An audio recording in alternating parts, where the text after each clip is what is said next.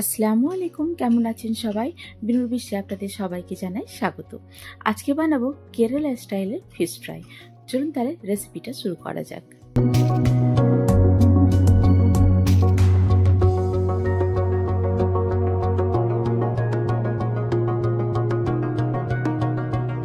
মাছটাকে প্রথমে ম্যারিনেট করে নিতে হবে। তার জন্য মশলাপাতিগুলোকে ফ্রিজ থেকে বার করে নিলাম। এই মশলাপাতিগুলো গুঁড়ো হলেও এগুলোকে আমি ফ্রিজে স্টোর করে রাখি।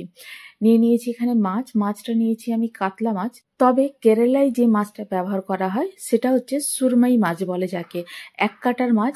সেক্ষেত্রে আপনি ব্যবহার করতে পারেন পমফ্রেট মাছ বা কালো রঙের পমফ্রেট যেটা পাওয়া যায়, কালো রঙের যেটাকে পায়রা চাঁদা বা পায়রা চালি মাছ বলে, সেটাও ব্যবহার করতে পারেন। এবারে গুঁড়ো মশলার মধ্যে দিয়ে দিয়েছি এখানে নুন, হলুদ গুঁড়ো, লঙ্কার গুঁড়ো, আদার গুঁড়ো, রসুন গুঁড়ো, পেঁয়াজের গুঁড়ো। আপনার কাছে যদি পেঁয়াজ, আদা, রসুনের গুঁড়ো না থাকে তাহলে গোটা দিয়েও মিক্সিতে একসঙ্গে পেস্ট বানিয়ে নেওয়া যেতে পারে। আর দিয়ে দেবো এখানে যেটা সব থেকে জরুরি জিনিস, সেটা হচ্ছে তেঁতুলের পাল্প। আমি এখানে তেঁতুলের পাল্প কেনা যেটা পাওয়া যায় সেটাই ব্যবহার করছি। আপনার কাছে যদি এটা না থাকে তাহলে তেঁতুলকে জলে ভিজিয়ে পাল্প বার করে নেওয়া যেতে পারে। আর দিয়ে দেবো এখানে কারি পাতা। কারি পাতাটা আমি ফ্রিজে স্টোর করে রেখেছিলাম। অনেক দিন পর্যন্ত কারি পাতা কিভাবে স্টোর করে রাখা যায় সে সম্বন্ধে একটা শর্ট ভিডিও আমার চ্যানেলে দেয়া আছে, আমি লিঙ্কটা ডিসক্রিপশন বক্সে দিয়ে দেবো, চাইলে দেখে আসতে পারেন। এবারে মশলাগুলো সব একসঙ্গে ভালো করে মাখিয়ে নেব। দিয়ে দেবো সামান্য অল্প করে জল, যাতে করে মশলাটা একসঙ্গে একটা পেস্টের মতো হয়ে যায়।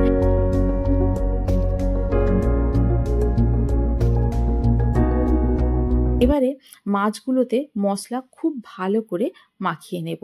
এই মাছগুলোই মশলা মাখানোটা কিন্তু খুব ভালো করে মাখাতে হবে, যাতে মাছটা পুরোপুরি মশলা দিয়ে কভার হয়ে যায়।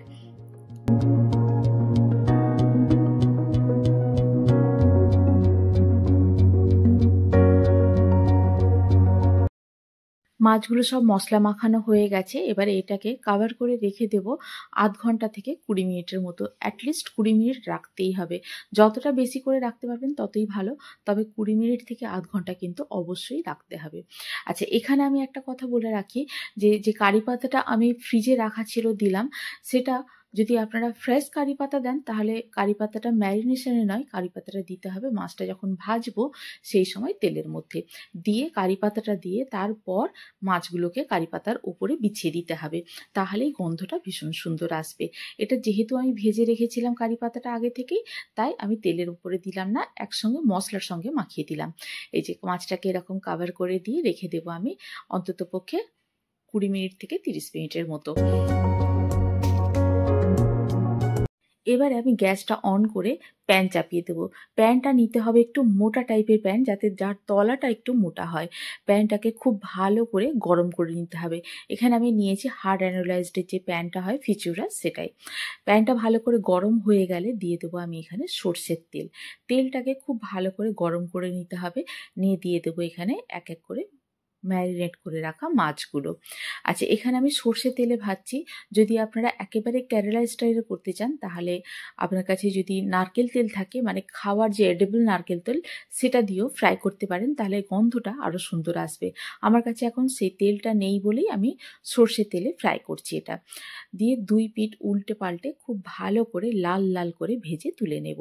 আর ফ্লেমটা রাখবো এখানে আমি মিডিয়ামে। খুব লো ফ্লেমে রাখলে জল বেরিয়ে যাবে মাছ থেকে, আবার খুব হাই ফ্লেমে দিলে পুড়ে যেতে পারে, মাছটা সেদ্ধ হবে না। তাই মিডিয়াম ফ্লেমে রেখে মাছটাকে 2 দিক খুব লাল লাল করে ভেজে নিতে হবে, তাহলেই মাছটা ভেতর পর্যন্ত একেবারে সেদ্ধ হয়ে যাবে। মাছটা ভাজার সময় আমি লিডটা দিয়েছিলাম এই জন্যেই, যাতে মাছের তেলগুলো এদিক ওদিক না ছড়ায় খুব একটা বেশি। যদি আপনাদের সে সমস্যা না থাকে তাহলে লিড দেওয়ার কোনো দরকার নেই। আর লিডটা যখন চাপা দেওয়া হবে তখন কিন্তু অর্ধেকটা চাপা দেওয়া হবে, পুরোপুরি লিড বন্ধ করব না। পুরোপুরি যদি ঢাকনা বন্ধ করা হয় তাহলে কিন্তু মাছ থেকে জল বেরিয়ে যাবে। এই যে মাছগুলো ভাজা হয়ে গেছে, এই রকমভাবেই বাকি মাছগুলোকেও আমি ভেজে তুলে নেব।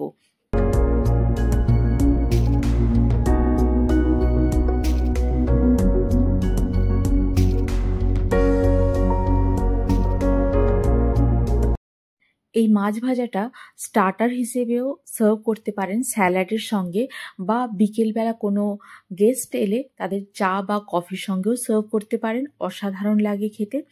অথবা ধুয়ো ওঠা ভাত একটু সবজি আর একটু ডাল আর এই গরম গরম মাছ ভাজাও সার্ভ করতে পারেন।